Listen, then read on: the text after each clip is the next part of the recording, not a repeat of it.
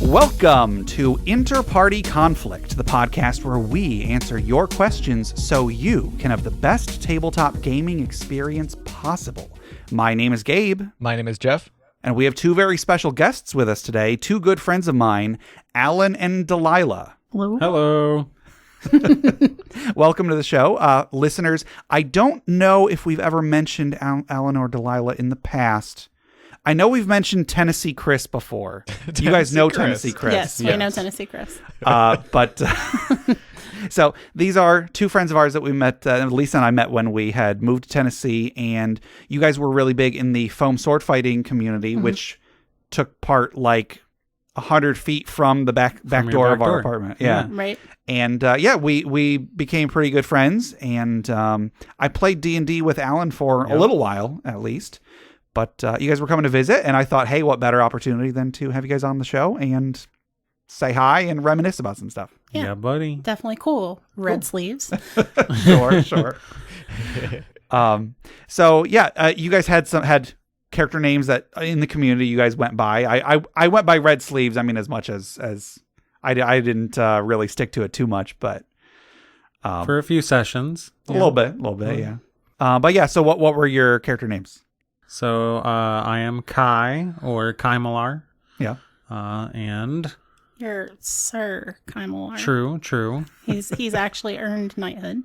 And I am Davina Darkspear Morkayan. Cool. So Kai and Davina, thank you. Sir Kai and Lady Davina. Yes. Thank you very much for joining us. Nice. So how you guys doing? Better now after Yeah. we've been here with you guys for a while and cooled off from the drive and had delicious pho. Yes. Yeah, we took Alan and Delilah here to a pho restaurant about an hour away from where we live. It was delicious. Yeah, pho's really unfortunately not called What the Pho. It was not.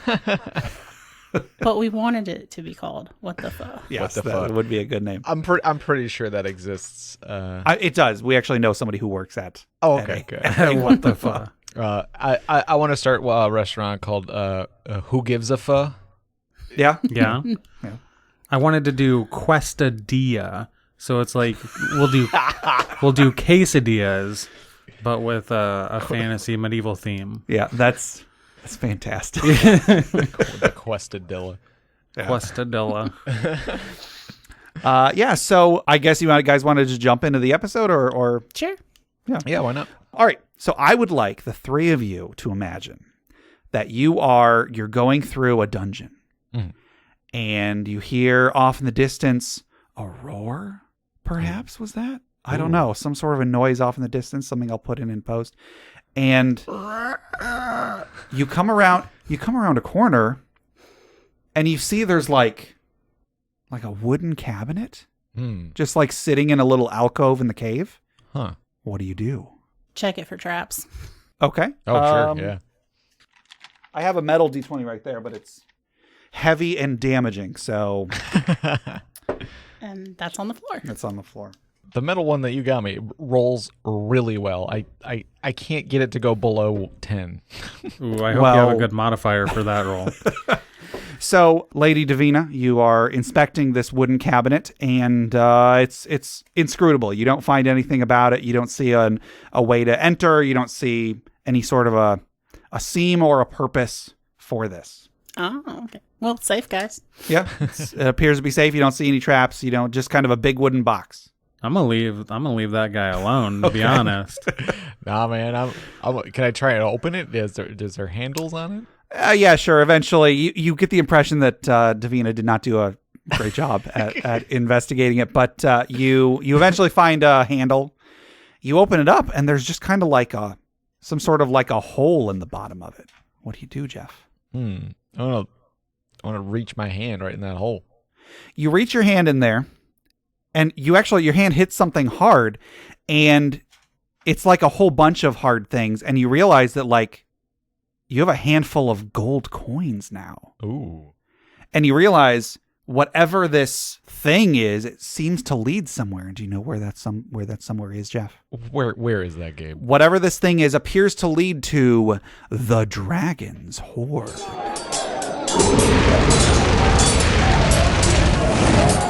So, today's magic item was actually submitted by Davina here. And this is not necessarily a magic item in a role-playing game, but it's just something from a popular fiction that I think a lot of us are familiar with. And the magic item is a vanishing cabinet. So from the Harry Potter series, the vanishing cabinet, I have a wiki page open because I wasn't actually able to find any like D&D rules for one. Yeah, I was trying to find it, but I'm sure we can kind of come up with a few ideas. Yeah, so I mean, basically it's a cabinet. I don't know much about Britain, but I imagine it's some sort of a reference to just like a garbage cabinet or something like a... I think it was more like a wardrobe kind of thing. Yeah, probably Yeah. more At like least a that's wardrobe. the design in the movies. It was In the definitely films. more of like a wardrobe. Yeah.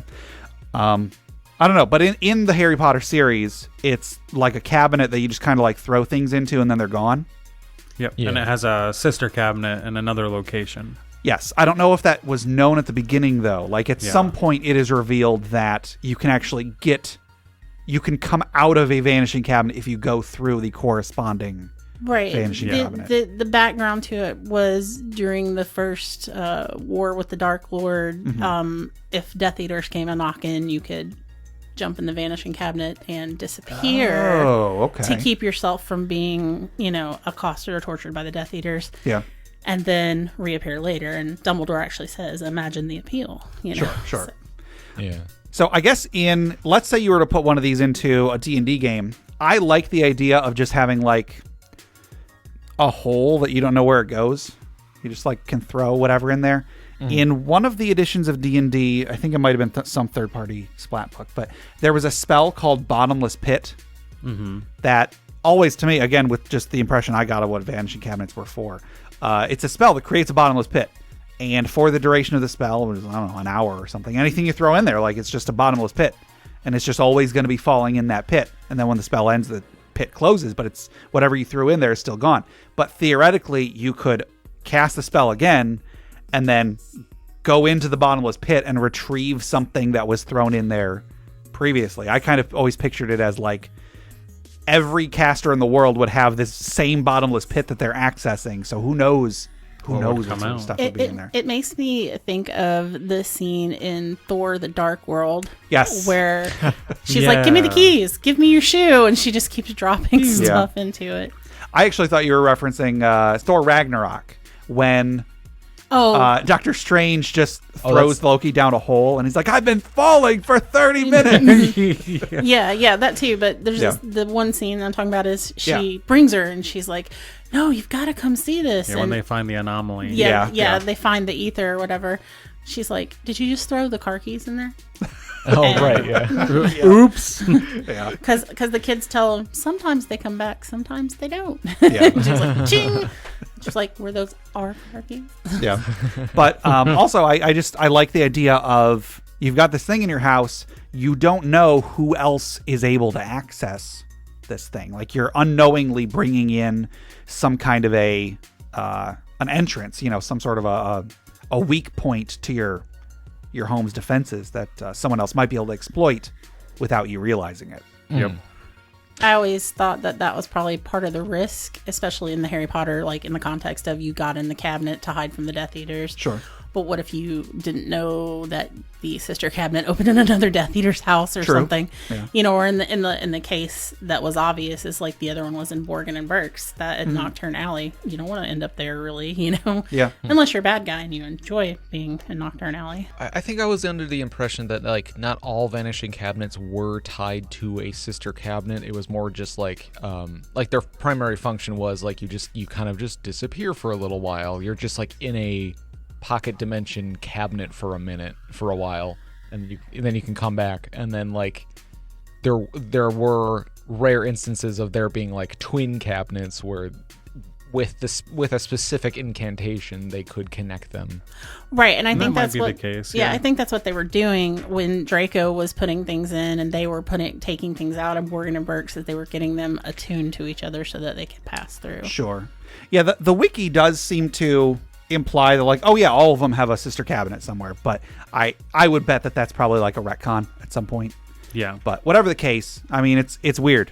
It's a weird little bit of magic, and in a world where there is a lot of magic, I definitely think that it makes sense that there would be weird little conveniences that maybe have unintended consequences, but you don't necessarily think about them if you're, just getting rid of something for the time being. Maybe it could be a tool for a DM to use too if they're having a particular amount of trouble getting their group kind of on the right track. Mm-hmm. Oh, you find this cabinet.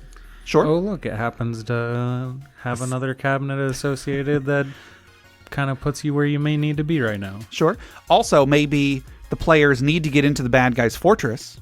They know that he has one of these cabinets. And they can attune it to that. They can get a cabinet, they can attune it, and then use that as a backdoor. And also, if you have a player that's not doing what you want, you just stick them in the vanishing cabinet. Just stick them in the cabinet. I actually played, not with the vanishing cabinet, but still kind of the same idea where someone had a bag of holding.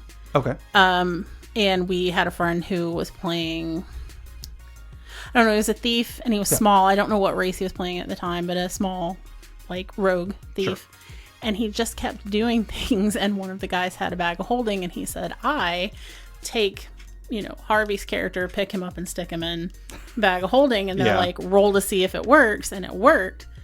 And they stuck him in the bag of holding. Sure.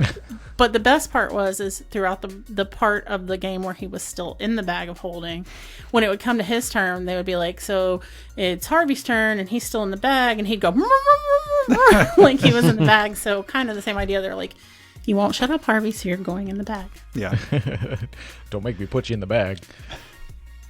Yeah. It does make me feel a lot like bags of holding, especially because they're, depending on how much of the lore of bags of holding you want to get into, they are in some way like the contents are kind of being stored on the astral plane, or at least like it's based off of a spell that does store a box on the astral plane somewhere.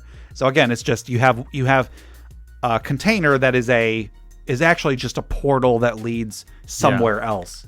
Where is that other thing? I don't know. That's not important. We'll worry about that when it becomes an issue. The way that it reads now, I don't know how it used to read. Doesn't a bag of holding, unless of course the DM does it a different way, have a limited air supply? It does, yeah. Yeah. Wouldn't have been so great for the thief if they'd been playing that. That's true. That's true. I actually do think that was part of it. Like, he had to behave so they would let him out of it. So he could breathe. You kind of wonder too, because when you asked me about the magic item, I forgot about bags of holding. But she Harry Potter, J.K. Rowling, whatever, she utilizes bags of holding too in the one thing, because Hermione has that bag that's full of stuff, and the rumbling, what is that? Oh, that'd be the books, Yeah, sure. So there's definitely a bigger on the inside magic that they can do with. There was the thing with the camping tent. Camping tent, yeah. Mm-hmm. Yep. I think the car also. Right. Yeah. They definitely didn't take that from the TARDIS at all. Not at all. Not at all. No. The movie where suddenly there are spaces that are bigger on the inside than the outside is also the same movie where David Tennant shows up. Yes, that's true. Yeah. You're right. Yeah. So anyway, that was the Vanishing Cabinet submitted by Lady Davina via self, I guess, via in person. Thank you very much, Lady Davina. Jeff, if anybody else wanted to submit magic items for the Dragon Sword, or if they wanted to submit questions for our main segment or stories for the funeral pyre, how would they get those to us? They could send us an email at interpartyconflict@gmail.com or join us on our Interparty Discord at bit.ly/interpartydiscord. That's correct. Hey everyone, it's Gabe from the future. I realized I forgot to ask Alan and Delilah if they had anything they wanted to plug. I did do it at the end of the episode, so we will bring it up there, but I just wanted to slot in right here that they make handcrafted leather goods, and you can find their website at maumeriverleather.com. That is MAUMEE riverleather.com. They have some great stuff, so go check those out. So before we go any further, we have a giveaway to give away today. As usual, we're giving away a copy of 3 supplements from Crit Academy, the Warmind, the Skybreaker, and the Werecat, 3-player options from the great minds over at the Crit Academy podcast. So, Jeff, who is our winner of these great supplements today? Today's winner is NJC. Whoa, winner. Gobble, gobble. Gobble, gobble. Yes. Congratulations, NJC. You should be getting that in your email pretty soon. Be sure to let us know if you don't get it within a few days. And also be sure to leave Crit Academy a review for hopefully all 3 of these supplements, because they're great supplements and you can leave a review on each of them. And the more reviews that they get, the more attention they get. Also, the more they know to work on making their products better in the future. So congratulations, NJC. Thank you very much, Crit Academy, for facilitating this. Jeff, if anybody else wants to be like NJC and they want to win a free copy of these 3 supplements, how do they enter the drawing? They enter by sending us an email at interpartyconflict@gmail.com with Crit3 in the subject line. That's correct. So yeah, once again, thank you, Crit Academy. Good luck to everybody else out there. Do you love Interparty Conflict? You know, the show you're listening to right now? Yeah! Then check out their Patreon at patreon.com/interpartyconflict. You can help support the show and get tons of bonus content too. Access hundreds of outtakes, dozens of short stories, periodic updates about the behind the scenes of the show, personalized media, a monthly Roll20 game run by Gabe himself, and more. Every month, Green and Red Tier patrons get access to the bonus podcast InterPatronConflict, where Gabe and Jeff cover a wide variety of topics. Join right now and access the most recent episode, which might sound a little something like this. I don't even know how it started. It's just at some point I started saying the phrase tether bunnies as it envisioning that we had tied the rope around our rabbit Mops, and so she was just flying around, swinging around on this rope. Horrific. It does sound horrific. I don't know how this started in the first place. Yeah, but anyways, back to tether bunnies. So at one point the ball just completely became untied from the rope. We had been throwing it at each other's faces for a little while. Got tired of it because we were like, oh, surely it's not going to hit anybody. And then I don't remember what we were doing. Somebody just tossed it to the side or whatever, and then it tore off. Yes. So we were extremely lucky that it tore off after we were done rocketing it at each other's faces. And that was the trip where I disappeared with the ghost dogs. Yes. Once again, go to patreon.com/interpartyconflict to help out the show and access all that bonus content today. And then one more quick thing. Check out the other podcasts on the Crit Nation Fellowship. Check out Crit Academy, critacademy.com. Justin, Ian, and Austin make new and reusable content for players and DMs alike. Check out Brute Force and Ignorance. They are an actual play podcast. They are back from hiatus. I think they've only put out, one episode of actual gameplay, and then they've done a few fireside chat episodes, but they're putting out content, and that's the important thing. Cool. And I'm sure they'll be getting to actual gameplay again pretty soon. So check them out. Also check out D&D Character Lab. It's a podcast where Garen and Dan made characters every week and pitted them against each other. And of course, check out The Kind GM, which is another advice podcast for running a game specifically. So go check out all those. Enough of all the admin. Let's get into some questions, Jeff. And I didn't send you a question, Jeff, because I didn't send you an outline. So, Jeff, what's our first question today? Our first question comes from Gabe via Gabe. Gabe asks, Ellen and Delilah, how did you get into tabletop gaming? Yeah, so sorry. I just said off mic that I forgot to ask this earlier, so we're putting that in here. So, yeah, the two of you, how'd you get into tabletop gaming? Well, I got into tabletop gaming by essentially my brother being forced to let me accompany him to the card shop where he played and also did Magic the Gathering and all that kind of stuff.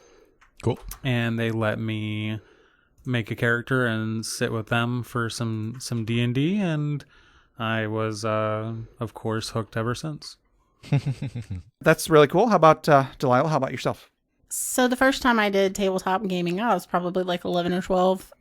There were some guys that lived down the street from us, and I was friends with their little sister. Sure. And he found out I liked swords and stuff, and he was like, you want to try this? And I probably tried an hour of it and was really confused. But then once I got into doing the foam fighting, so I was kind of a late starter because I did the thing when I was 12, but then actual getting into it, I was more 17. Sure. They all played, and I was really into doing the sword fighting thing, and they're like, hey, want to come over and play D&D, or we played Rifts a lot too. Yeah. And then, as I was telling you earlier today, from there I got into doing Mind's Eye Theater with World of Darkness and doing Vampire the Masquerade live action. And then we also played Werewolf and some other things like that. But basically, I started hanging out with a bunch of other nerds and they got me into it. Sure. It's a gateway drug, I guess. Yes. And now I guess if we're using this as a formal question, I guess I will also answer the question, and Jeff, you answer the question too. We've talked about this in the past, but I'm always happy to go over it again. My first entry into tabletop gaming, very, very first, was I had an aunt that played D&D with my oldest brother.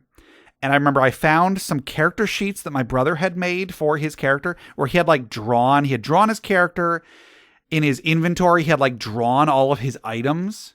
And he's a pretty good artist, so it was all really, really well drawn stuff, and I just always thought that was so cool.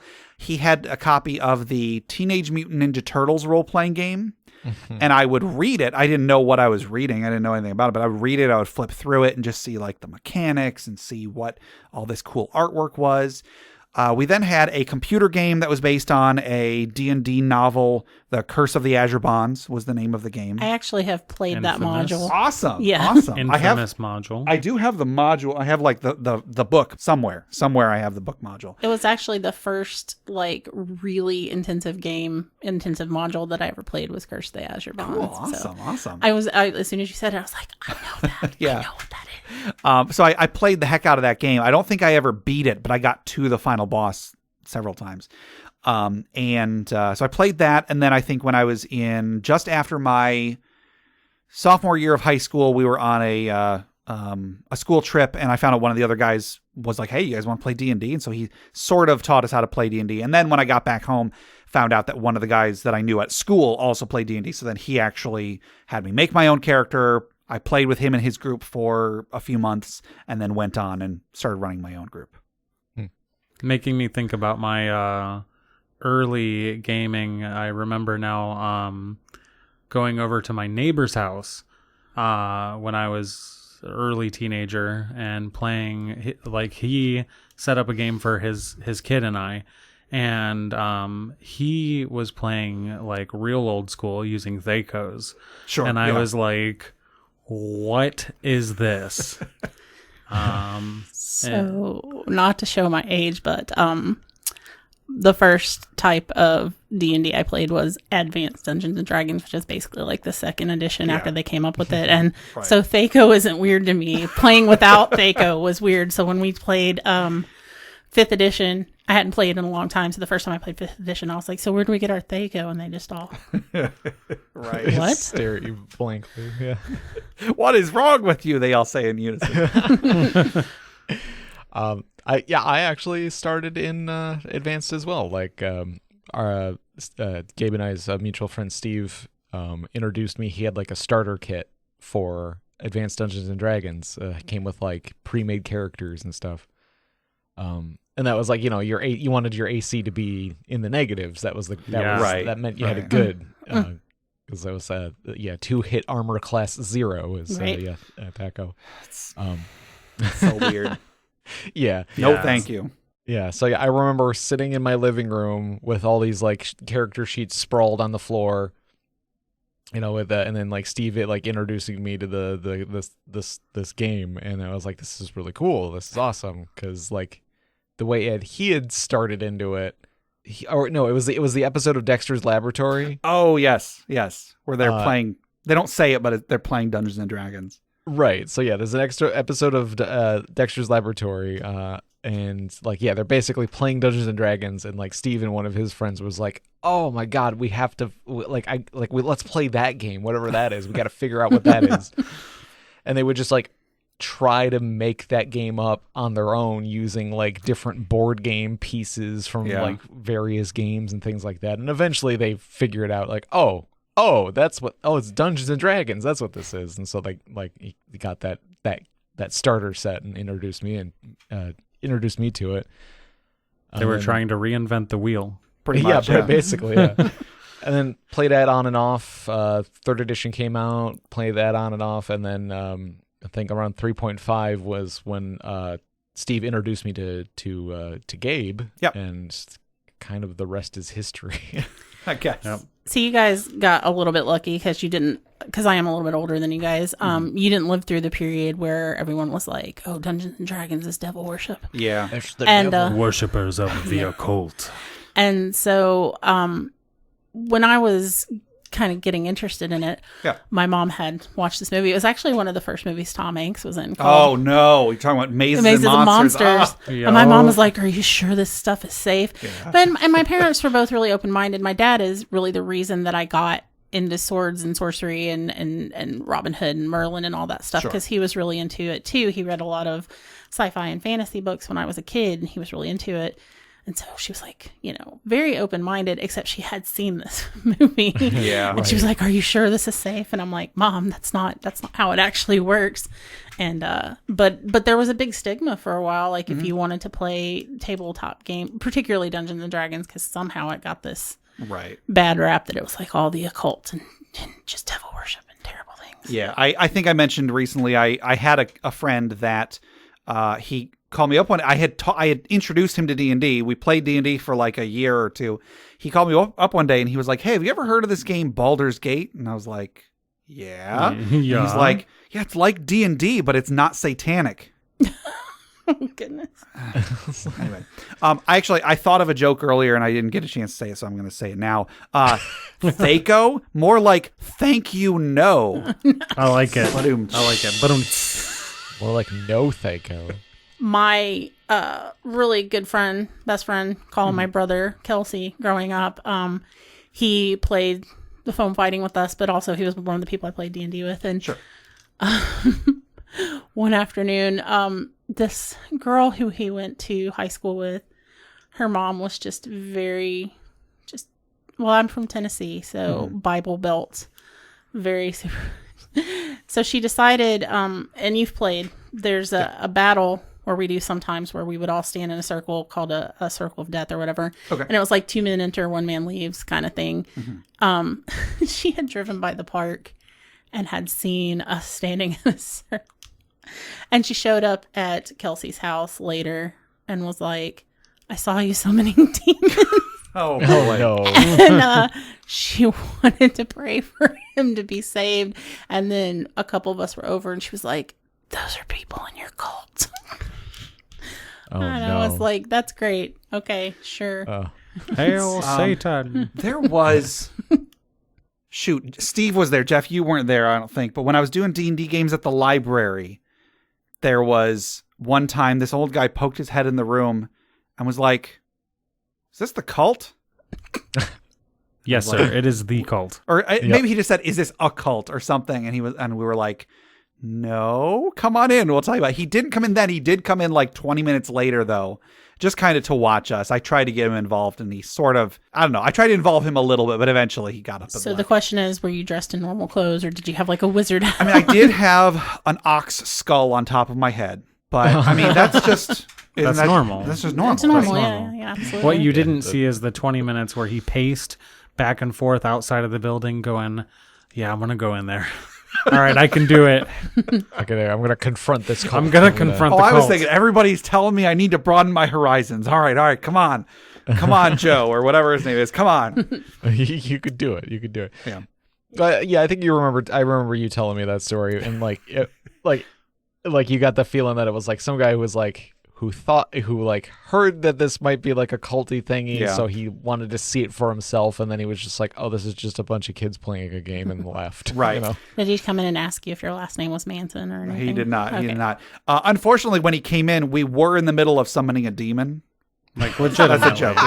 They were in a dream at the time. I think they had been like, they didn't realize that they had been drugged and they woke up in a dream and they were like, didn't realize they were able to do it, but they were able to like manipulate the world around them because it was a dream. Demons and drugs? Oh no! Yeah, I guess. So they were summoning a dreamin'.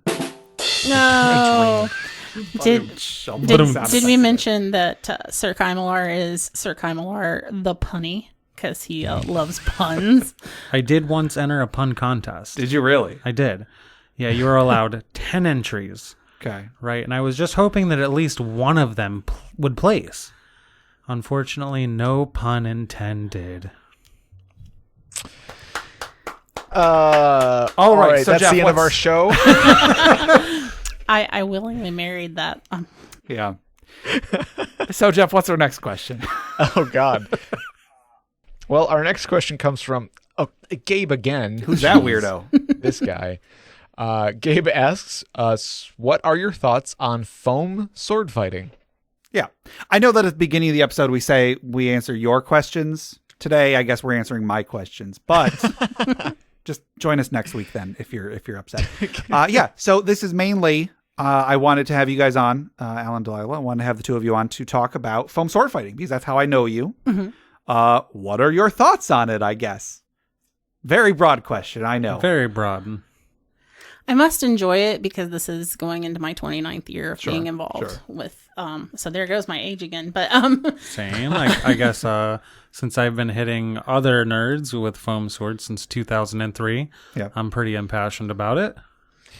Hopefully. Yeah. Well, the pandemic hasn't helped it, but, we're getting, actually today, if we had still been in Fort Wayne, would have been our first official practice back. Oh, okay. So how has that been affected? Because I haven't really been following anything like that for a couple of years. The majority of things shut down because, from going to some of the practices and the one or two events you went to in Tennessee, we're a very social group, and we're and it's not just the contact of swords hitting sweaty skin and then hitting, but we're also very affectionate. So people camaraderie, they hug, they come up and they do the handshake and stuff.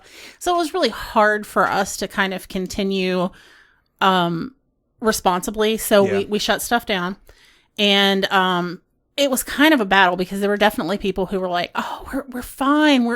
We're at distance when we're fighting," and it's no, there's a lot of factors there. But slowly they're starting to schedule regular practices, and they're slowly trying to open events. I think the first, the big event that happens during the summer has been canceled. Ragnarok? Yep. Our week-long camp out. They could not provide enough thing to feel that was going to be safe. Yeah. Just like not foam fighting, but the Society for Creative Anachronisms, SCA, they've also canceled Penzic, which is their big 2-week war, because they just didn't feel that they could do it safely. Sure. But they're trying. I don't know. Did they hold Penzic last year? No, they Certainly didn't. They didn't. No. So RAG was canceled last year. This year, Penzic. So they're slowly trying to at least maybe get a weekend event up and running. Okay. I think the first major one that will be is possibly Winter War, which happens in Alabama. Yeah. The only events I've been to were weekend events. Right. Yeah. But one of the things that's a lot of places are looking at requiring is you have to show proof that you've been vaccinated. Sure. And we have two scenarios going on.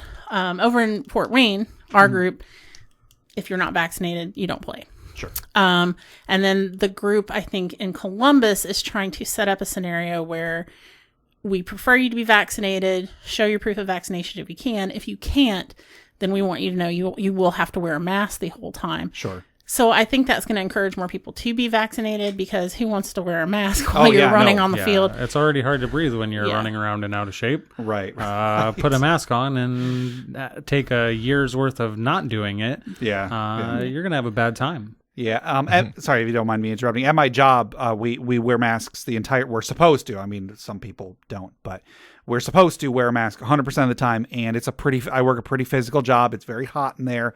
It sucks. I mean, I still do it, but if you ever have the option to not do it by being vaccinated or whatever, that's definitely the better option. Clear choice. Yeah.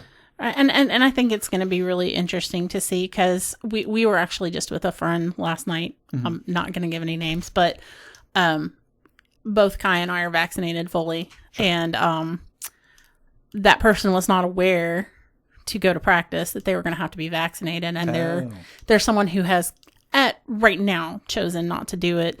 They want to do more research. I mean, I get it. Whatever. Sure. Science is science, but some people need more. Hopefully, as long as it gets you to the point where you are getting vaccinated, do the research, whatever you need to do. Right. So I think the deciding factor from them was, well, man, I really want to go fight. Mm-hmm. I guess I'm going to have to do this. And it was like, I mean, if that's what gets you there, great. But But I don't know, like it's slowly but surely, it's definitely trying to do stuff. And we did try during the pandemic, because we did have a couple of core friends that we never stopped having contact with. It was very small. Sure. And they were safe, and we knew they were safe. Where we still tried to do a little bit, Kai went and tried to spar with them a couple of times.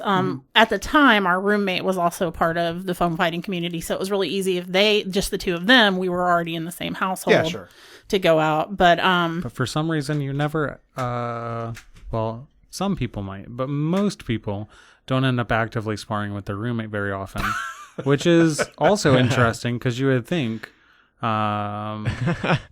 that tension between roommates, right. beating the crap out of each other, could probably help. That might have solved a lot of our issues. You're weak to do the dishes. I found a dirty dish yesterday. That's pretty good. All the hot water. I guess what I should ask is, because that is very broad and vague, do you either of you have questions about foam fighting that might narrow things in a little bit? Sure. I have a question. So I assume there is a distinction. And in fact, I'm pretty sure I know that there's a distinction. But what is the difference between foam fighting and like LARPing? Okay, Sure. so essentially you've got it's all LARPing, regardless of what people might want to tell you, because they don't maybe like the association, the connotation. They've seen they role don't models want one too many times. Yeah, they don't want the role models vibe. Gotcha. So you have full contact boffer. Boffer basically meaning foam sword. Yeah. And those are going to be games like Daggerhair, Belagarth, Ampguard, Darkon. Yeah, where some of the organizations may be a little lighter hitting, but for the most part, you're out there. It's full contact. You're swinging. Some of the games, you're shield bashing, you're shield kicking, you're grappling people. I mean, there's not a whole lot you can't be doing. And then you've got the more, when people think of traditional LARP, where they're using latex weapons, it's lightest touch, so you're not really swinging at people so much as you're just making contact. And with those, you have hit points, whereas with the regular, what we do, there's a system on how you quote unquote die. Yeah, it's like if you can lose one limb and then a second hit, you're out. Right. So it's pretty much you get hit in the arm, it goes behind your back. You get hit in the leg, you go down on a knee. 2 limbs is death, and any direct hit to a torso area. Yeah. And when you think torso area, they kind of connotate, even though like obviously girls play, because here I am, but anywhere a tidy whitey and a tidy whitey t-shirt and tidy whitey wife beater t-shirt and tidy whitey sure would cover on your person is a torso hit. Yes. Gotcha. But with LARP, it's like 1 hit point, 2 hit point. Sure. So maybe like there's more mechanics to it beyond just the physicality. Yeah. So it's like LARPing is more of like a umbrella term. Yes. Okay. And there's much more specific things and like different varying levels of role playing versus sport. Exactly. And you have so the majority of the boffer that we do is almost like a martial art. Sure. You're going out, you're trying to actively strike them not hard enough to hurt, but hard enough to register as a hit. Well, depending on the person. Depending on the person. When we lived in Tennessee, there were some guys that you hated getting hit by them because they were putting the force behind it. True. Whereas, the opposite end of that is that they're just trying to make contact. It's more based around the skills that your character has, more than the athleticism and skill of the player. Which not to say that those games don't have very mechanically inclined people still, but they do tend to be the ones that are more playing their game based around quests and going through almost a module during their camp outs, whereas the full contact boffer games are going to be more of objective battle games like capture the flag or hold a point or something Rescue to that everyone effect. from the zombies. A little bit more like going to do paintball or something to that effect. Another, and we hadn't touched on this, another huge difference, really, at least between two of the games we play, we don't have magic. Sure. We don't have a magic system. Sure. Except for healing. Except for healing. One of the groups we play has healing, but that is the only magic it has. And that would be like the Daggerheer and Belagarth type groups. They don't have magic. Daggerheer has the healing. Belagarth does not. Yeah.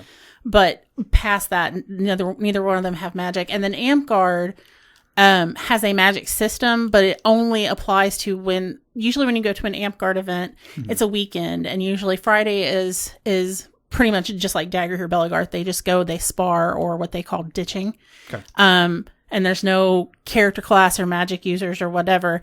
And then the following day, so like if you go on a Friday, then Saturday, they have a time during the day that is like scheduled for their scenario. And that's when your character classes come into play. And if you have magic in your character class, then you have magic then, but it's only during that block of time. And then like later that night after you've eaten and stuff, they'll go back to do ditching and the magic system goes out the window. Darkon is a little more... Darkon's like a hybrid. Yeah, it's like, a hybrid. Yeah. It's like the intensity of Belagarth meets the magic system of Amtgard. So kind of best of both worlds. Sure. Unfortunately, there's not a lot of Darkon units out there, though, so it's not something not like Midwest West as much. More Maryland. They're very East Coast. Mm-hmm. And that's kind of what you do run into. Daggerheer, Belagarth, and Amtgard are kind of very all over the place. Like they're units. I think in almost all the 50 states and stuff like that. But like something like Darkon, which is actually Kai's been to several Darkon events, and they're really great. But they are really centrally to the East Coast. So when people like people wanted to start one out Ohio way, and they couldn't really get a lot of interest because there wasn't any other group for them to participate with. Yeah, that makes sense. Yep, a lot of times you're it's going to be based on the region and where you live as to what's accessible. Like if you wanted to get into SCA, which is the Society for Creative Anachronism. Their full armor combat using rattan as their weapon. So they're not foam sword fighting. So they not use foam like buffer. Yeah, it's stronger materials. Yeah, it's wood. I mean, they do have some different things. Like they have some flanged maces which is I don't know it's like a high density rubber kind of scenario. Sure. But you get hit with that stuff, it, even with the armor on. But that is very accessible. Almost everywhere has SCA, whereas in Amtgard, it originated in Texas, if I am correct on that. I'm pretty sure. So there's a lot of that, like more out west, more down in the south, but it's farther reaching. Daggerheer and Belagarth are pretty well reaching. We definitely have a lot of Belagarth and Dag both on the west coast. But chances are, like if anybody is interested in going and doing some kind of boffer fighting, there's lots of resources that we could post to trying to find a group near them if they want to go check it out. So sure. I guess a couple questions I have. One might be a really quick one. I guess what's your favorite fighting style? Either favorite to use, favorite to fight against, just favorite in general. Florentine two swords. Cool. That's the way I was brought into the game. That's how I was first taught to fight. Sure. He actually got me to pick up a shield, and it was still really hard for me to translate because I was so used to having the two weapons to swing. Sure. I would want to swing my shield at people. Yeah, it is a total, like especially if you're used to deflecting with whatever hand would be using your shield, it is going to be quite different to use a shield instead. I got really good at it when I could still participate. I'm injured now, but when I could still participate, I got pretty good with the two swords. I never got 100% with the shield, but I could run somebody over with a shield. There you go. That works. I literally did get a quote one time there was this guy who, it's actually where I met Kai, was in Medina, Ohio, at the group called Rossmay. And there was this guy, and I think he just really didn't think girls belonged on the field. Sure. And he was just running his mouth. So eventually, we're allowed to shield bash. So I shield bashed him and knocked him down and hit him. Because you have to finish it out. Just because I knock you down, you're not dead. Sure, I have to actually hit your torso or something. So I hit him, and he died. And then he stood up and he was like, "Dude, you hit pretty hard for a girl." And our friend Asher. Is that his accent? He was from. He was very. He was from Ohio. Yeah, but he was very country. I think you met him before. And our friend Asher looks over him and he says, "Dude, she hits hard for anybody." Yeah. It has nothing to do with her being a girl. Right. And then more for me, different tool for different scenarios. Okay. My favorite fighting style is a single sword, because that's the basis for everything. And if you can go out with a single sword and fight every other matchup on the field, you're working towards getting better with every matchup. Sure. Too. But unfortunately, that doesn't become very effective when there's a lot of archers and pole arms on the field. Yeah. And lines of fighters on the other side where it's less skirmishy. So my most effective fighting style is going to be definitely sword and shield. Yeah. I remember because you kind of were the one that taught me to fight. I mean, not necessarily that I would say I know how to fight, but to the extent that anybody taught me how to fight, you were the one who trained me the most. And you were always really hard to fight against because you're left-handed. Yep. And so it's just the opposite of what I would expect to fight because, I'm going to be swinging at someone in the direction of where their shield is going to block. And they're trying to, anyway. Yeah, being left-handed is a very interesting thing in it because normally a right-handed fighter against a right-handed fighter, like your right hand and their right hand are opposite each other. Yeah. So there's a lot more leeway for mistakes because to reach them past their shield and through their sword, and for them to reach you, it takes a little bit more effort. It takes a little bit more work. Yeah. And that means that it's harder for them to take advantage of your mistakes as well. But a veteran left-handed fighter, where their sword is on the same side as your sword, every mistake you make can be the fatal one. Yeah, one swing at you, if I miss, you're already ready to go, and you're just going to hit me, and I'm out. What the negative is that being left-handed, everyone is like, oh, it's just because you're left-handed, or they have an expectation of, oh, well, you should just win those fights because you're left-handed. But I have the same weakness. When I do something overly aggressive that's wrong, I die. Or a lot of times, even if I'm fighting someone who isn't as skilled or isn't as a veteran in the game as I am, I swing and they swing at the same time. And we just both get hit. Sure. Yeah. I would say though that's the thing though. Even though that's all the truth, the two I honestly have always heard the two most feared things is when you see a new fighter on the field is, oh God, they're left-handed. Yeah. And honestly, a lot of them are, oh God, it's a girl, because you never know. Because we do have some girls. Left-handed girls. Oh no. Oh yeah, even worse. Sure. I don't know that. God. I don't know that we have, and God forbid anybody might hear this. I don't know if we have girls who, we have top tier girls, but the body mechanics are different with guys and girls. Sure. So it's going to be a different top tier, unfortunately. And I hate to say that. Well, but the truth of the matter is we want to see more top tier female fighters.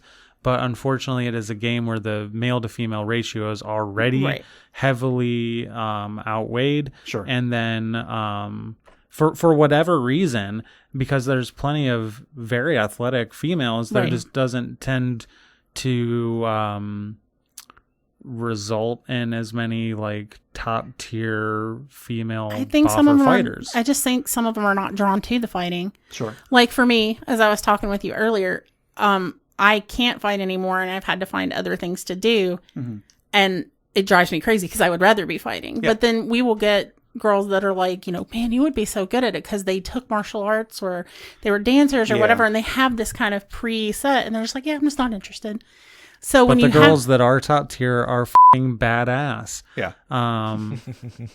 And they're underrated already. absolutely. Because whether we want to or not, it's just ingrained in us that men are warriors. Sure. Right? Yeah. And women are not the shield maidens that we see in like Vikings and everything. But they could be. Is the lesson here? Well, but they absolutely can be. Yeah. And I think that was the part that I was trying to get out is guys don't look at some of the women fighters as a threat. Yeah. And then when we have somebody come out there that is like, yeah, I'm definitely a threat.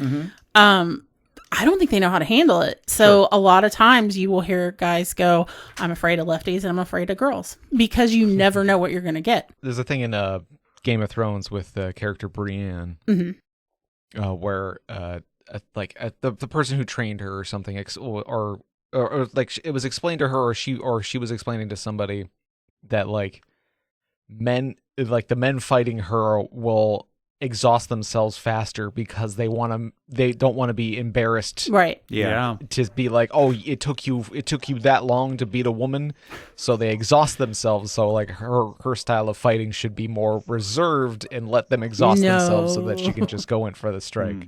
But the other thing is I also think that a lot of the girls that fight, they have like a lot of finesse techniques. There's some things that they really excel at.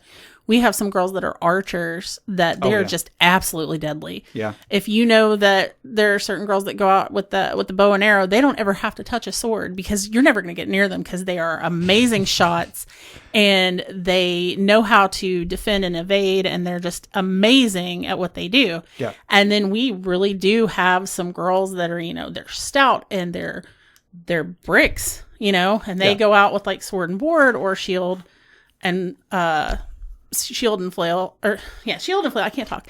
Shield and flail and flails. Oh man, I just remember flails are the worst to fight against. You can't talk. That's like the best thing. That's the thing you're like best at. But they, they're these. Yeah, and flails are the worst. Yeah, but they're like these powerhouses. We call it cheese, and that is exactly what because the thing is, so you got a shield. You hold up your shield. Someone swings a sword at you from above or whatever. It's going to hit your shield. Okay, it's not going to do anything. You just go on with the fight. The flail, it's going to hit your shield. The stick part is going to hit your shield just like a sword would. But then the flail part is still just going to swing over and hit you. Yep. And it's going to hit you above your arm, and then you're out. Right. And the worst. And people who've never seen a boffer flail are probably thinking in their head like big ball and chain thing. But boffer flails are more just a sword with a fishing pole or a fishing hook and a chain on the end. Yeah. Yeah, the chain isn't any longer than the size of a dollar bill. So, and there's just so much that's like nuanced with just how people get picked up and trained, both men and women. You're gonna have these guys that are, really, really phenomenal with sword and shield, but they can't shoot a bow and arrow. They're not good archers, or they're not good with spears or whatever, or the reverse. They can only fight spear. They don't do good with the shield in their hand and trying to figure out what to do. So but yeah, I definitely I think that a lot of the women in the sport get underestimated because they definitely can hold their own. And I kind of want to go back to before when I said we don't have top. We do. It's not as many, like he said. Sure. Because the ratio in game, like he said, is more men than women. And that's kind of sad because I wish more girls would get into it. Yeah. And what we're saying is, shield maidens out there, find yourself at a boffer game and beat the crap out of dudes. There you go. And wear amazing costumes and just get to feel. I think that's one thing that keeps me still involved, is that since I can't fight anymore and I'm hurt, I love being able to still really dress up and dress the part, because even if I can't be a warrior, I can still feel like a warrior. Sure, yeah. And I think that would be a really cool draw, especially after seeing shows like Vikings and Game of Thrones. Being able to really just not only go out there and try to do it or do it well, but to be able to like have that look, even that makes you feel empowered. And I think that's great. and we've been really struggling with being able to be empowered. You know, obviously a lot of things are going on in the world right now with like the Me Too movements and stuff like that. Yeah. And unfortunately that does cross over into things like that. Sure. So for us to have a place to be empowered has been, you know, that's important. Yes, definitely. And that, I know that this is kind of a lot, but another big point to make in our thoughts and feelings on boffer fighting is the community. Absolutely. It is a place where it's nerds hitting other nerds with foam swords, but it's also there's a relationship that you make with people when your primary goal is to go out there and hit them, and then go sit around a fire right. and talk about how cool it was that you hit each other. Yeah. And it's a great place to make lifelong friends that you never would have chosen otherwise. Chosen family for sure. Yeah. I have an older sister that I'm estranged from, but because of the people I've met within the community, I have, you know, 6 brothers and 10 sisters that I didn't have, you know, growing up, and they actually had come and like met my parents, and they became part of our family. And, you know, I wouldn't know Kai or be married to Kai if I hadn't met him through the game. Yeah.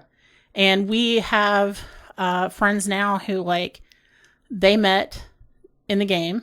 They got married. Yeah. They had a child. That child is now like 25 years old, and they're still playing. Yeah. So met their spouse in the game. Yeah, and met their spouse in the game. And just took their children to the Renaissance Fair for the first time and made garb for them. Nice. Which for people out there, if you don't know what garb is, it's your costuming that you wear. It's your fantasy clothes. Yeah, your fantasy clothes. Right. Yeah. That's, you know, don't call it a costume while you're there. Sure. Yeah, probably not. The community is just that's the best part, really. I mean, there's a lot of things you could say is the best part, but like, I'm not exaggerating when I say I have no clue where Lisa and I would be in our lives if we hadn't met you guys through that and met all of our other friends through that. It totally changed. I mean, we at that point in our lives, especially, we really didn't have any friends. We didn't know very many people in Tennessee. And then we met you guys.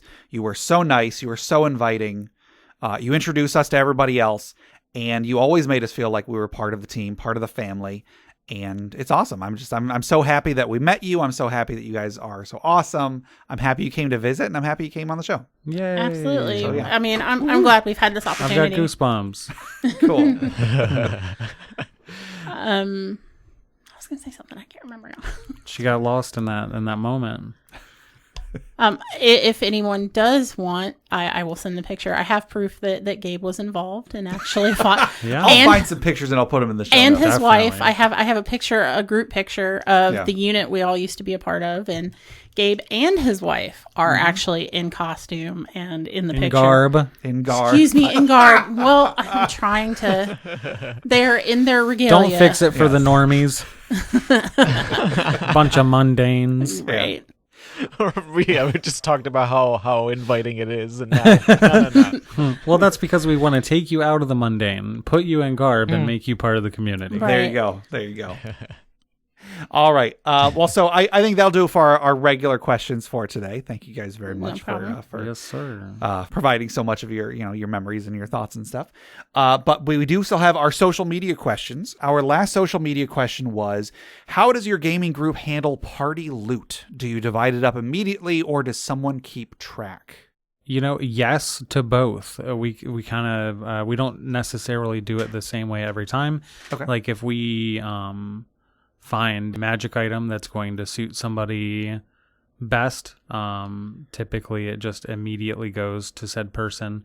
But yeah, if we're picking up just gems and odds and ends, we have two characters, one who has that bag of holding that you think of it and it comes to you. Sure. And the other one who has like a haversack. So they take care of they hold on to most of the loot. Okay.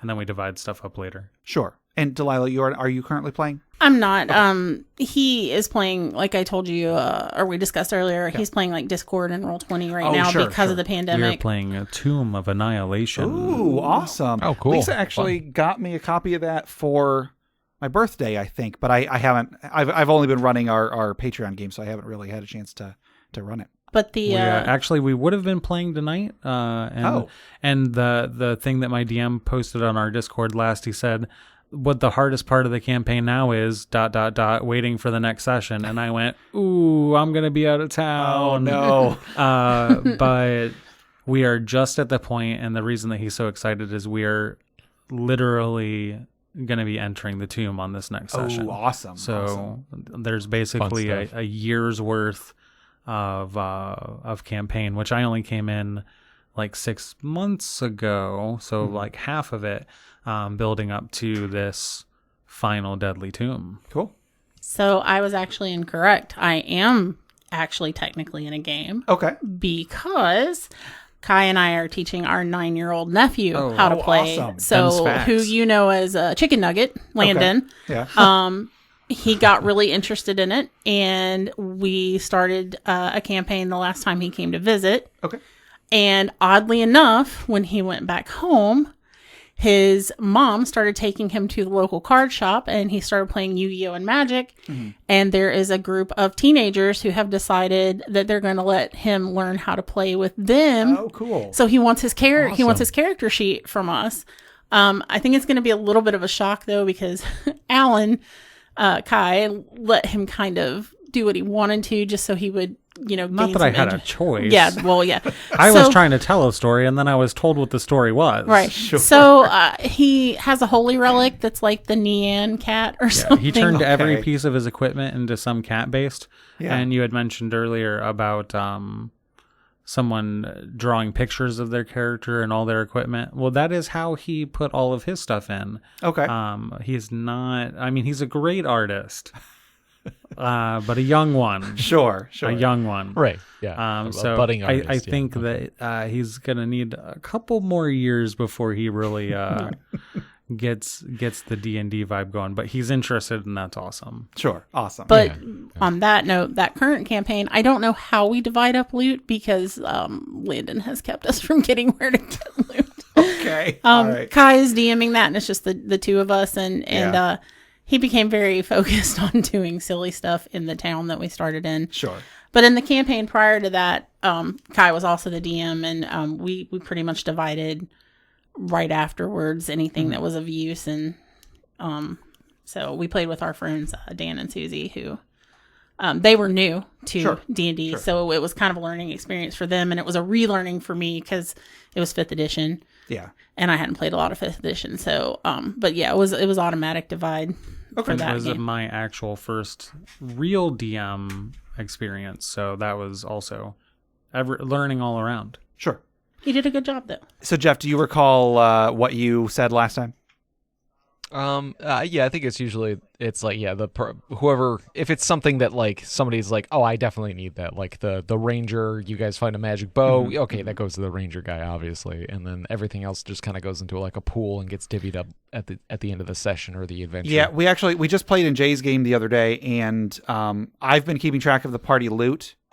We actually had a thing, I didn't know if I had divvied up the gold or not, and so we ended up, Jay just said, oh, just assume you didn't and just divvy it up again. So I think we all got a free 5 gold or something because I don't know.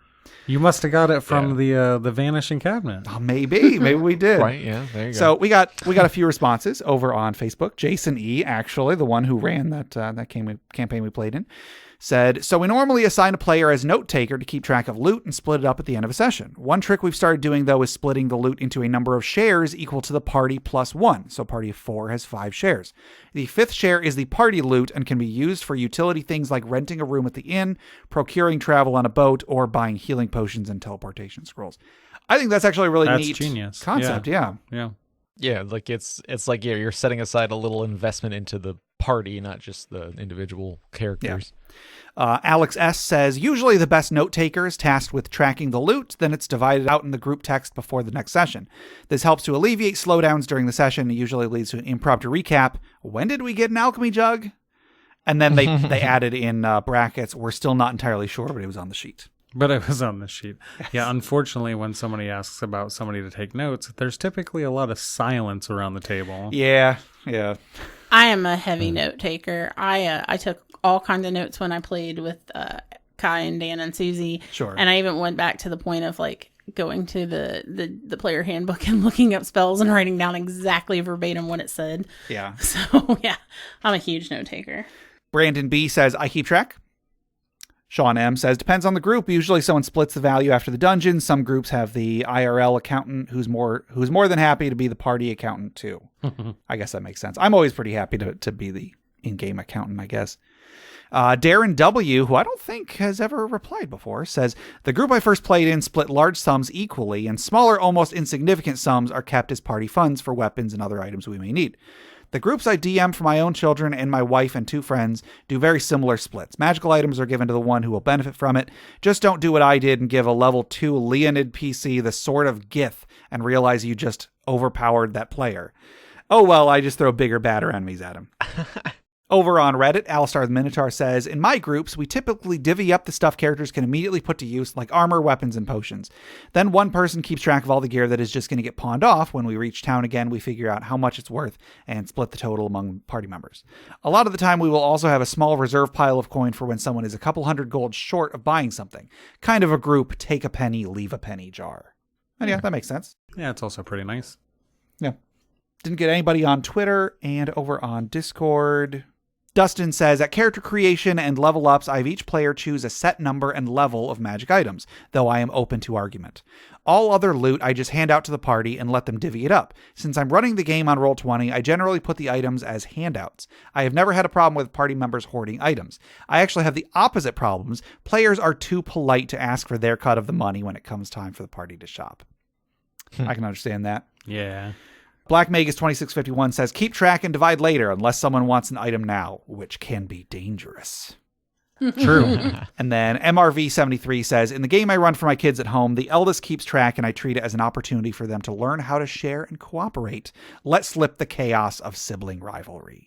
There you go. There you go. Yeah, There you slapping things Nice. on immediately and then getting attuned to a cursed great axe isn't always the greatest thing for the barbarian of the party. Sure. Who then murders the NPC that we need for the key to get out of the cave. Right.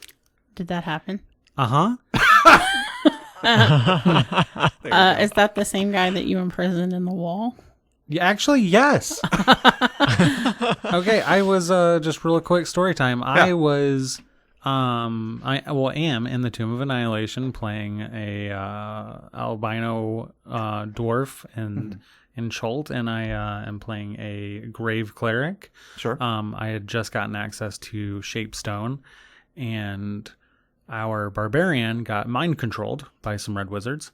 Yeah. So we knocked him out repeatedly. And then I was trying to not have to knock him out anymore. So I was like, okay, I'm going to encase him in this stone, which is going to be like the majority of his personage. And when he comes to, we'll kind of see how it goes. Yeah. Well, of course, him being just brute strength and rolling at 20, he still breaks out of 5 feet of stone. But you put him back, didn't you? Well, unfortunately, then he got knocked unconscious again, which we decided that we needed to pull in a little bit of real life, sort of when you get knocked unconscious for too long, too many times. Oh, yeah. You start to go a little cray-cray. And I did not have the 100 gold worth of diamond dust for, what is it? Greater restoration. Sure, yeah. Yeah, to take care of that. So we had some very interesting role play for a couple of sessions. Okay. It was really funny. I spent, after he described what he was doing, I spent a good 20-30 minutes looking for the scene in X-Men Apocalypse where Apocalypse comes and pushes the guy into the wall. Yeah. And I was like, is this what you need? So, it was a great idea. It's just too bad that he rolled just a nat destroyed 20. it. Yeah. Can't really fight against that. He's like, sorry, dude, he rolled a nat 20. He's out. Right. He's blah. So that was our last social media question. Our next social media question is inspired by the conversation today. Have you ever taken part in foam sword fighting or any other kind of LARP? If so, what were your experiences? So, I mean, obviously you two have never done anything like that, obviously. Yeah. Now, it is fun, though, on the other hand. Yeah. When you drive past a park and you see that they're doing a boffer, Yeah. and you're not from the area. And you so, pretend like you don't know what they're doing. So you walk up and you don't see any faces you recognize, because chances are you see faces you recognize. Yeah. And you go, well, hey, what are you guys doing here? Oh, is this a sword? Oh, how neat. And I've only been able to do that a couple times because, well, I'm just Then you too become nice a guy. Then you become pretty infamous. Yeah. Well, and people have really gotten to know him too, because I have a hard time doing that to people, but Sure. But the time I did legitimately do it, it was a giggle for sure. did you do that? Did you do that to ADD? No, it was actually wasn't it a group here in Michigan that we drove by? Oh yeah. It was the Kingdom of Akron, which is in Michigan. Yes, oddly, and it was when they were a new realm. So I came up and I the hard part is that there's just things that are muscle memory. Yeah. So you can only pretend to look like you don't know what you're doing Right. until somebody comes up and swings and you don't expect that swing, and you just like riposte and just kill them, and you're like they're like wait a second. we That's pretty good. we used to have friends of ours who would because inevitably most of the Renaissance fairs have like a boffer sword thing, and we would have friends that go up and go, man, I want to try this. And of course they're laying it on thick, like they're I've never done this stuff before, whatever. And then they go in and they just beat up their fight a night guys, and it's like, do you play SCA? Do you play Dagger here? Right. And we know Gabe has had a little boffer experience. I do you recall how long I played with you guys? I want to say like about a year. Does that sound right? Yeah, about a year. Okay. Maybe a little bit longer. I think what stopped you from playing was your work schedule changed it. Yeah, my work schedule was pretty rough for a while there. And I mean, you still did some stuff with us, and I think you still went to a couple of events. You weren't able to come out to practice. Right. So he didn't get to his full Red Sleeves potential. There you go. Exactly. But there's still time yet. I suppose it's never too late. So Jeff, have you ever done any foam sword fighting? There was one time. Not at band camp, surprisingly. No, there was one time I did we did sort of like a capture the flag style, just like in the woods kind of thing. Sure. It was Jeff H. Oh yeah, I used to live with him. Yeah. So like, and the guy that the one guy that you knew that probably had about 30 swords in his possession at any time. Yes. So him and a bunch of other people I think I knew through high school or something. We just all gathered in a park one day and then like went into like this sort of wooded area near the park and did like a capture the flag sort of thing with some swords. Nice. Well, what kind of swords did you guys have? It was I think it was mostly like just wood. We weren't doing like full contact. It was more just it was more like mechanics based than actual physical. Get a touch. Yeah. It was pretty fun. I remember doing trying to like sneak my way through the woods to try and get to their flag and things like that, and going up against Jeff and getting absolutely annihilated because he knew what he was doing. Yeah. So he's definitely, even though I don't think he ever did any sort of like fantasy sword fighting while I knew him in high school, he's a person you would take one look at him and be like, oh, that guy does fantasy sword fighting. Yeah. Right. Yeah. Nice. He fit the bill. So yeah. I think that was the one and only time I actually like participated in something. There was a time when I was looking into groups and like looking up like rule sets and like ways to prepare and like how to like build a foam sword and things like that. And I was starting to get interested, but like never went out and tried it. Mm-hmm. Alan, you helped me make my first foam sword. I did. And one thing I will say on people who are worried about getting started and what to do, my first thing that I recommend is just get out to the group. Yeah. Find a group and just go out and talk to people. Chances are they have loaner equipment for you to try things out. Chances are they will teach you how to make weapons that are specific to their thing. If you go on and you look for like just how to make a boffer sword, you could be finding for specs for any number of games. Yeah. And that's just all they want you to do is get out there. They're not worried about you being clothed when you get there. I mean, you do need to be wearing pants. Yes. Yes, you do. But they're not worried about you being in garb. You don't have to have any sort of special outfit. You can just to show up. People will be happy to have you, I'm sure. And the majority of the groups either have someone like myself who can supply you with garb, or also myself who can just teach you how to make something simple, or somebody who can go with you to Goodwill and help you throw something together. Yeah, so definitely. The only other thing of interest as far as outside of the foam fighting that we're talking about as far as LARPs, we also played a thing prior to the creation or us really having knowledge of Dagger Here Belgarth. We played a thing called Sword Tag. Okay. And it was really cool. It was foam weapons, and we had this guy named Brian Canada who had some land in Cheatham County in Tennessee, and he actually kept most of it wooded, and then he like cleared paths out. Yeah. And he built little structures that made a little town. So we had like an apothecary and an inn. And so it had magic and it had hit points. Sure. But the combat was still kind of close to Dagger Here Belgarth, so it was a little bit more than lighter touch. But apparently they still play it now, but the rules are completely different. Oh, sure. But we literally had like the aluminum foil balls rolled up and like okay, lightning bolt, lightning. Yes. Right. But ours was, instead of being like that, all the spells were like very short poems that you said as you threw it. So I see, yeah. So the only one I can remember is you could bind somebody to your will, and it was like through the eyes, around the mind, to my will I will bind. Which is funny because I have remembered that all this time. Wow. All this time. And then the other thing I did that was LARP-y is, as I talked about, I played Mind's Eye Theater. Sure. Which is from World of Darkness, where we would actually pick a location, say like the Opryland Hotel in Tennessee, and we would dress up in our vampire characters, and you would wear something to signify that you were part of the game. Usually it was like a red ribbon, and you would go out into this group just in case there was just like actual vampires there that day that weren't participating. But we would go into this Opryland Hotel, which was like a huge, you remember, it's like a huge tourist thing there.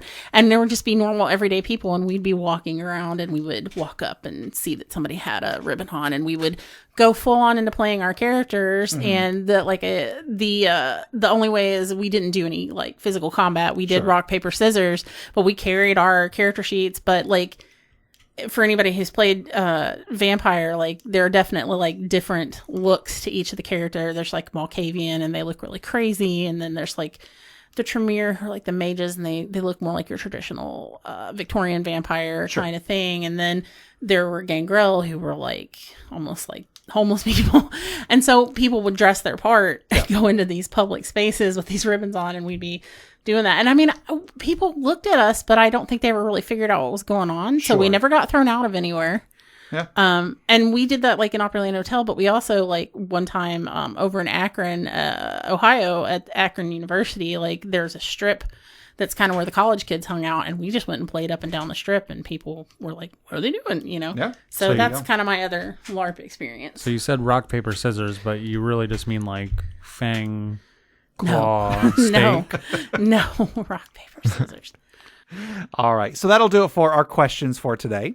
But before we close out, let's wind down. Let's relax. Let's take a deep breath. Let's remember those who have come before us, who have given their lives that we may have a better world to live in, as we toss another log onto the funeral pyre.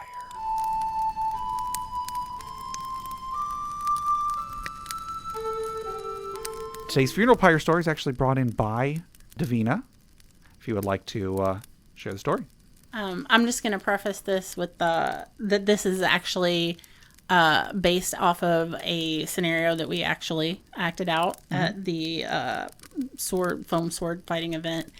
And I would also like to preface that what I'm reading now is a character death, but the gentleman that I'm reading about actually later on in mundane life did pass away. So It's kind of a dual thing. And didn't you say that this is from the take of Lady Davina Darkspear? Right. So this is me, character. My character speaking, and just some background on that.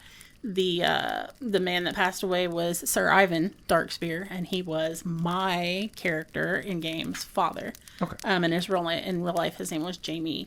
So, I'll just read what I have written, and you can kind of interpret it as me reading it as my character. The story of the death of Ivan. The time of the fall harvest had come in Dirtamarian. Our usual celebration grounds had been overrun by unknown terrors as the monster horde was growing and spreading across the lands of chaos.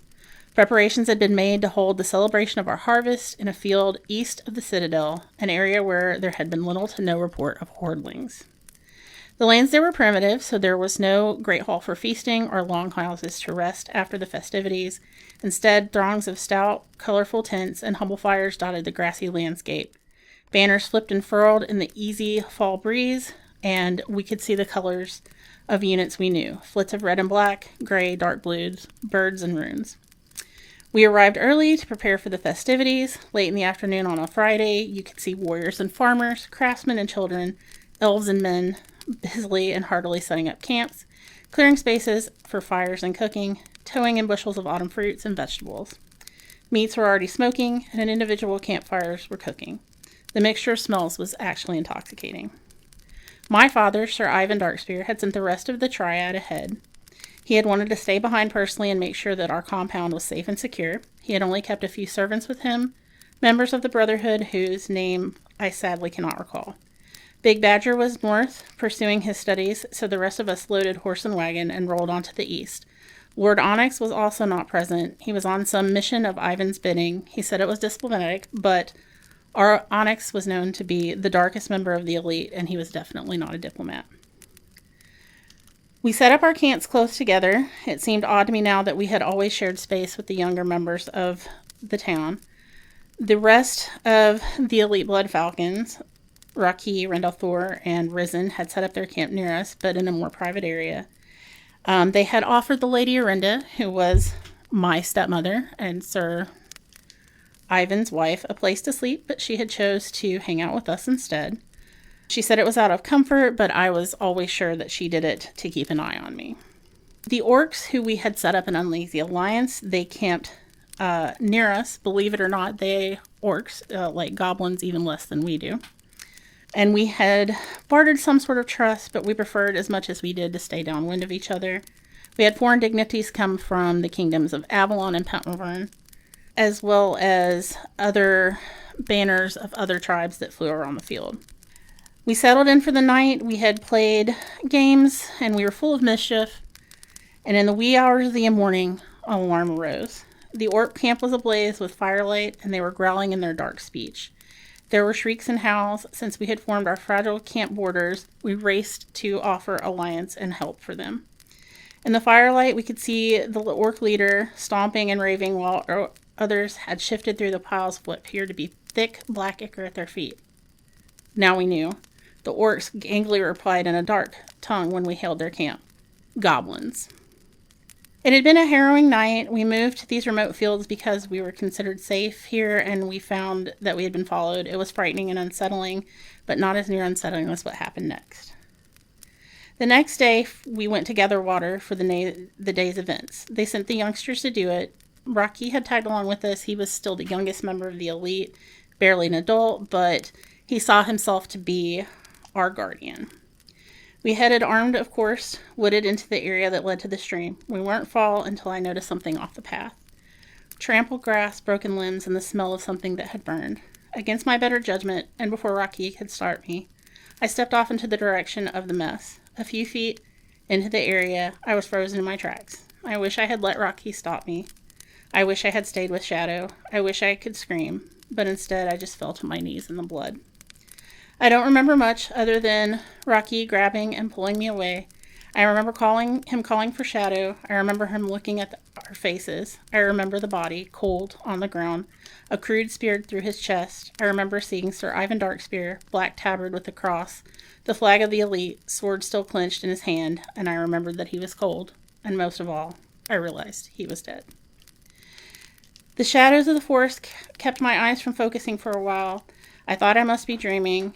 Talamar came running back past me with a horse in hand and dragging a litter to take the body back. Ivan was cold, dead Ivan.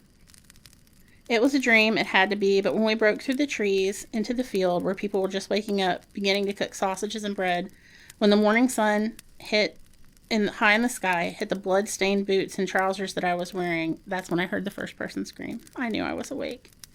In the night, sometime before the goblins raided the orc campsite, they apparently had ambushed Sir Ivan. He was a mighty man, and it must have taken near 100 of him to take him down.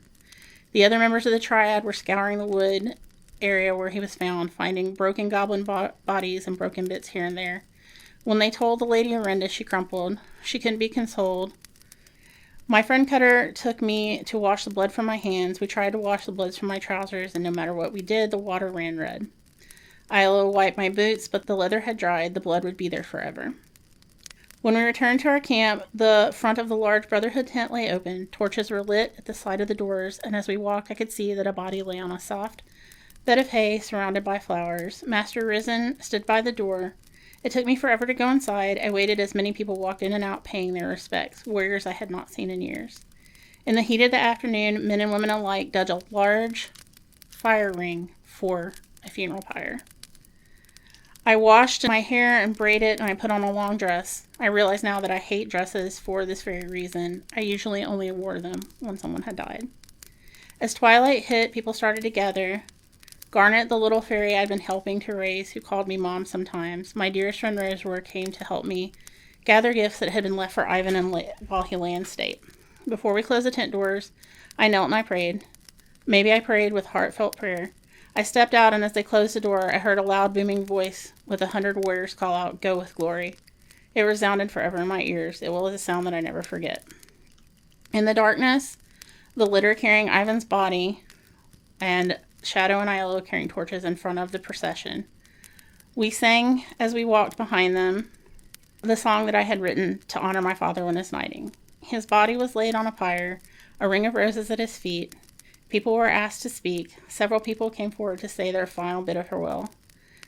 Even Duroc, the leader of the orcs, came forward and offered him the ultimate honor of the orcs, which is a blessing to serve at Grumash's feet in the afterlife. Several of us were angered, but we would later learn that to an orc god, a human soul was worthless and usually cast into oblivion, so be allowed to still serve was actually a high honor. It was my turn to speak, and I stumbled so much that I chose to give half the speech in the common tongue and the other half in the drow speak that I was raised. Master Risen interpreted for me, and my final words were all honor to you, Gareth, Sir Ivan, my master, my father, my friend. The members of the elite stepped forward, and when we had finished, they took the torches, and they lit the pyre. It caught so easily. Lady Orenda stepped forward and tossed something into the fire. Rosewood, Garnet, and I tossed talismans and trinkets and flowers and other random things. The strangest thing was when the fire was lit, that Randolphor and Rocky approached the pyre with Master Risen. They were carrying a dagger and the banner of the elite, which was Ivan's unit. Randolphor stepped forward and in his loudest voice proclaimed, "With the death of Ivan, the elite is no more." Then he, Master Risen, and Rocky held up and cut the banner in half with the dagger. They each took pieces and threw them into the fire. Rocky removed the red tunic that he had always worn with the elite symbol in it and threw it into the fire, and the fire burned into the night. Go with glory. So that's there's a little bit more to it, but I actually wrote this and posted it to Facebook the afternoon that Jamie actually did pass away. Yeah. Because he passed away of some very unfortunate circumstances, and for me, I wanted to remember the warrior and not the person who had withered away. Sure. So that was how I wrote it. And I stumbled through it, and I apologize. So you can edit it however. No, I don't great. Yeah, that was fantastic.